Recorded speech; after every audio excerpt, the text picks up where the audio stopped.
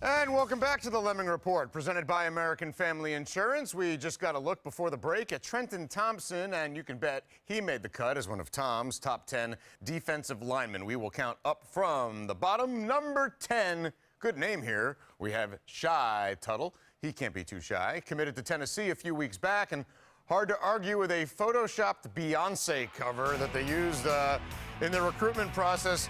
Tom, we see him tackling some guys in orange. How's he going to look when he's wearing Tennessee orange?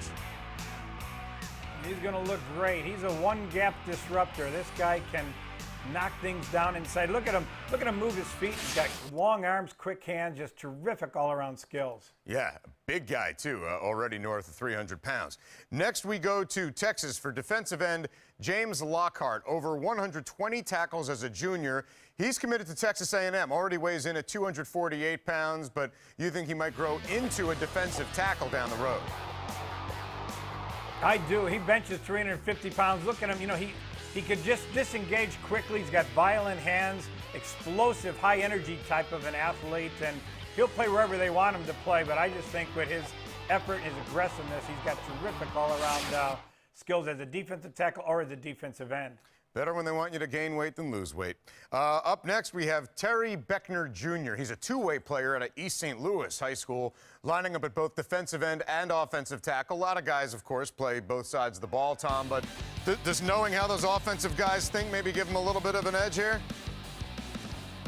I think so. You know, East St. Louis is one of the top programs in the country year after year. They play great teams. They're full of great athletes.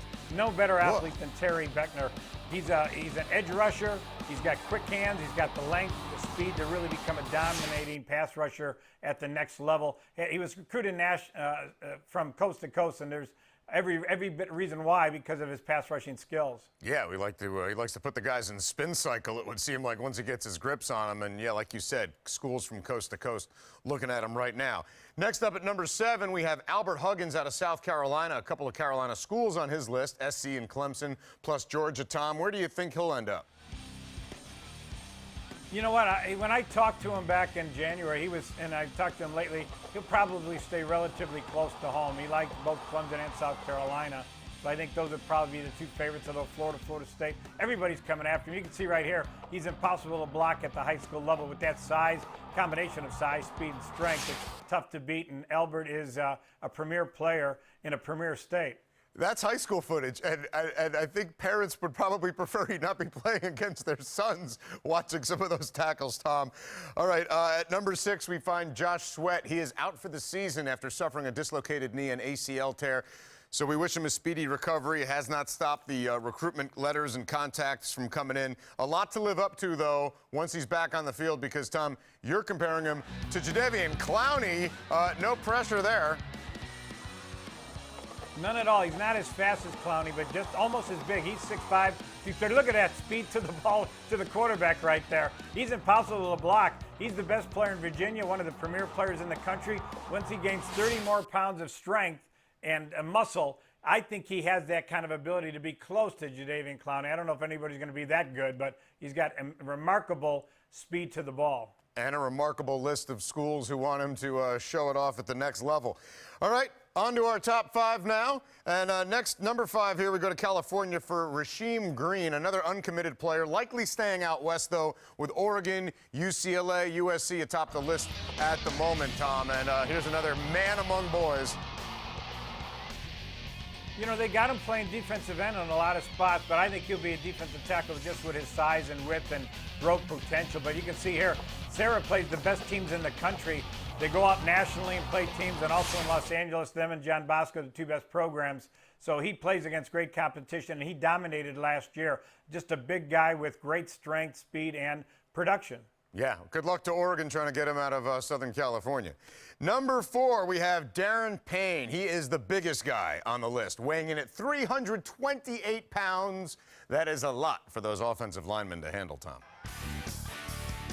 Well, you know, he's an immovable anchor, and that's what I call him. He's an anchor. You see him here going after the quarterback, but what he does best is stuff the run. He gets under the pads of the offensive lineman, normally drives him right back into the ball carrier. He is a dominating ball player at the high school level, and you're right.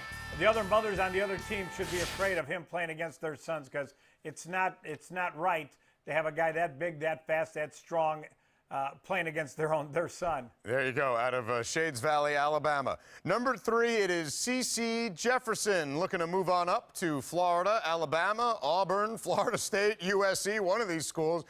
He's been starting and piling up sacks since his freshman year, Tom. Where is he going to be a college freshman, though? Well, you know where he's situated. He's fairly close to, almost in between Florida and Florida State, and I would imagine it'll come down to those two schools. When I saw CeCe, he told me those were his 2 favorite schools. They normally come back around to what they're looking at. But CeCe, I've been watching him play the last couple of years. Not the biggest defensive end around, but certainly one of the more productive ones. And here's where it gets interesting, because as we mentioned, a lot of these guys are uncommitted. At number 2, we have Byron Coward. And the schools on his list are very similar to CeCe's. Florida, Alabama, Auburn, plus Arkansas and Clemson. A lot of overlap there. Any chance that these 2 guys, who are number 2 and 3 on your list, would end up at the same school?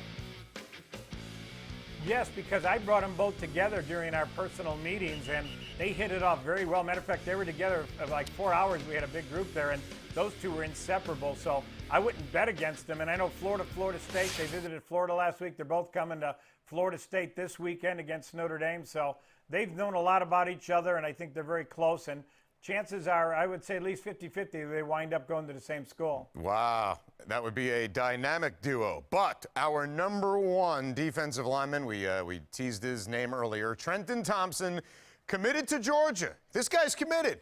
He's committed to Mark Richt, and has to, Coach Richt has to be excited about this guy who compiled 83 tackles, 12 sacks, 38 tackles for a loss as a junior, and he's getting double-teamed all the time, Tom, just chucking guys around. Watch him, sometimes triple team. Look how quick a big guy like that is. It's rare to find him. That's why he's my number 2 overall player in the country, number 1 defensive lineman. He is impossible to stop. And he again, he's a one-gap disruptor, but also he's got that great quickness to the ball, and quarterbacks better be aware once he gets to college. Unreal, Tom. I've never seen a jump like that. I know it's a high school game, so he's the one with the college level jump, but that was some sick explosivity right there.